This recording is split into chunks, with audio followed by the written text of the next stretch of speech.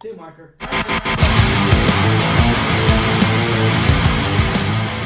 What is going on, Alamo City Movie Talk fans? As always, I am your host, Ryan D, aka Ryan680. And this is Lex, back at it again, guys. What's going on, everybody? Hopefully, everyone's having a wonderful Tuesday, wonderful week, and everything. But let's get right to it. All right, guys. First and foremost, I do want to say thank you guys for the subscribers. Thank you for the growth and everything you bestowed upon us. Really appreciate you guys and everything. All our movie talk fans, any movie fans out there, love it. Love talking film with every single one of you guys. But let's get right to it. Lex, we got this movie thriller, psychological kind of cyber attack thriller movie. It's a film called Drop, and I want to ask on your opinion real quick after I read the synopsis. And so, Drops tells of a story of a widowed mother's first date in years takes a terrifying turn when she's bombarded with an anonymous threatening messages on her phone during their upscale dining experience, which we'll talk about the dining, by the way. I want to mention that as well, leaving her questioning if her charming date is behind the harassments. Now, without further ado, Lex, what did you think of this Blumhouse movie, which we did not know? I mean, I personally did not know it was Blumhouse, heavily marketed. Let's be honest here, heavily marketed. I saw it a lot of places, which was good. It's good.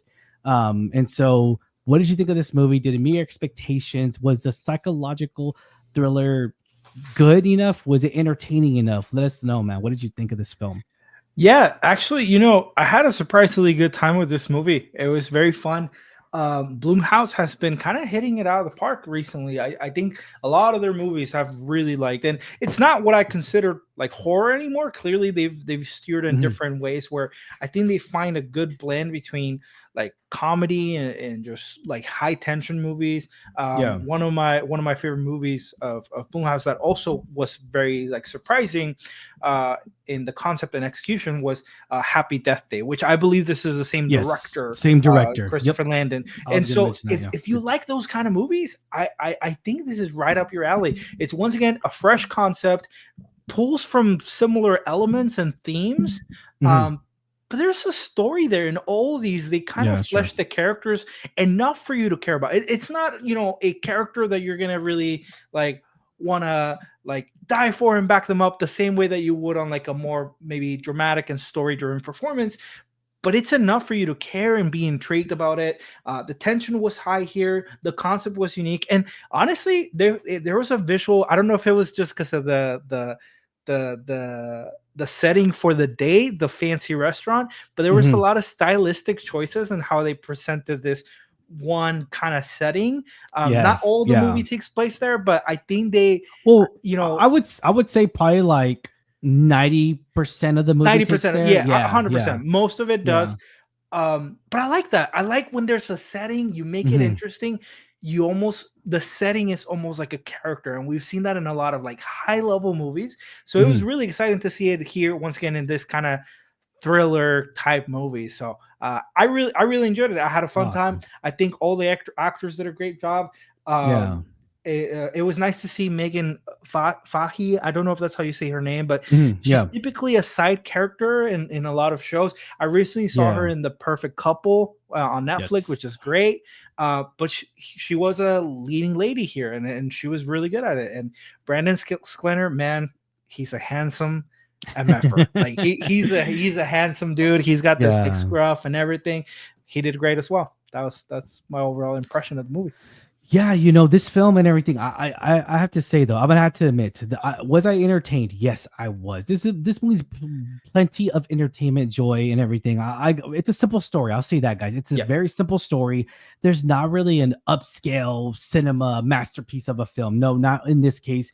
But at the same time, I will say it's very entertaining. I already said it already. And one of the things I'm gonna notate too, as well, is that it's almost like a cyber threatening attack airdrop it uses kind of feel. Technology a lot. Very crazy, and it definitely leaves you like eye opener to where like, man, where is this going? And it kind of pulls you to one direction, then it throws you off to another one, and which I really did like. Was I pleasantly surprised how the outcome of this, the villain? Yeah, I was. I actually didn't expect it. I know Lex, you said you caught it halfway through and everything, and I was just like, But it was a reach because I was like, your mind sometimes yeah, goes to like, what's the least likely? That's yeah, usually what it is. So it's one of those things, but it's not a who done it, but like you said, they yeah, incorporated tech of like, there's like a hacking aspect of it. mm, Technology can be really scary, so I like it when it's used as an instrument of kind of like shit, like how to, yeah. It's really yeah, life threatening a lot. And even more so into it, we got blended in, mixed with like the horror, kind of semi horror elements here, I would say, and then mixed yeah. of Movie course with movie the dark relates. humor. Yeah, Yeah, the movie, yeah, without really describing the scene, it opens and there's this underlying theme of like trauma yeah. and just abuse and what that does that to a person like long Mhm. term. So, like I said, Bloomhouse has been doing a really good job where you're not Yeah. getting these cartoony like characters anymore in horror movies, Mhm. which used to be very common. They're actually fleshing them out and at least Yeah. making you care about the protagonist at least, right? But And they then did a and then really of good job here. And then, of course, the anxiety we got out of here too. Yeah. Very much so anxiety with for the character. This actually did premiere. I did not know this as well, but this actually did premiere by Southwest as well, and Oh, it had interesting. mixed reviews and everything. But I have to admit, I did see on there a lot. Everyone was saying it's super engaging, which I gotta admit, it really is. It's a very super engaging The film, movie never and felt boring, right? no, it was entertaining. Like I said, it was entertaining. I felt it felt super engaging throughout the whole film, and it didn't leave us to where like, oh, this was cut. And at the same time, though, this movie's only an hour. It's about an hour and a half average around there. Very, And very palatable. yeah, I have to admit that runtime is perfect for this film. It Yeah, really it is didn't because overstay its welcome, which a lot of yeah, movies do. yeah, Um, I gotta say too, like I saw one trailer and that's it, right? yeah, Otherwise, I hadn't really seen a ton of about the movie itself and things like that. mhm, But the marketing campaign is very strong because I started seeing stuff after that. yeah, I am glad they didn't sell it as horror and then they deliver this, right? I think they're yeah, marketing it as what it is and people thriller, have an idea of what to expect. yeah, Because I hate when that happens as well. So I was even telling Ryan in our out of theater reaction, which I definitely recommend you guys check out as well, is this would have been actually a great Valentine's Day movie. yeah, So I don't know, like I'm not crazy like that. That would have been. It's kind of weird that it's in the summer, but it yeah. would have been a great time. No, for sure, and especially from a director that's made Happy Death Day. That's Yeah, if you haven't seen that movie, guys, we do recommend it. It's a really good, solid horror film. That's more strictly horror. This one's less of that. I would say yeah. no, not as bloody, Well, obviously. and that was Um, kind of like the old school slasher, right? Like it's yeah, not yeah, horror, like yeah. what's the hereditary? It's not hereditary No, no, horror. no, no. Yeah, it's like a It's the slasher old horror. school Yeah. slasher, and they did it so well. So yeah, I clearly see the style of the director there. I think he's really good with these productions, Yes. and this is one of those other movies where I think like I wouldn't be mad if there's a sequel if there's a way to keep it interesting because that's Yeah. what he did with the Happy Death Day movie, right? So Mhm.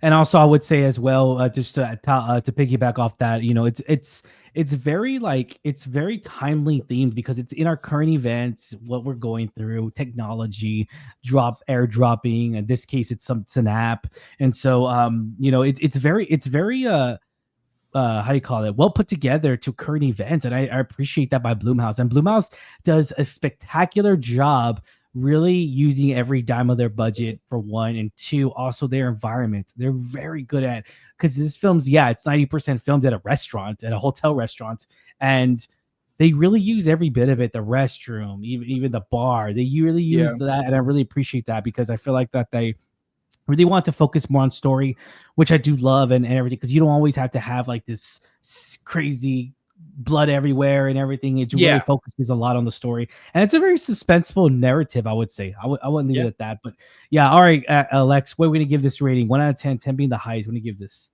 I think this was a solid 7.5 for me. Oh damn. Yeah. Okay. Okay. I see you. I see you.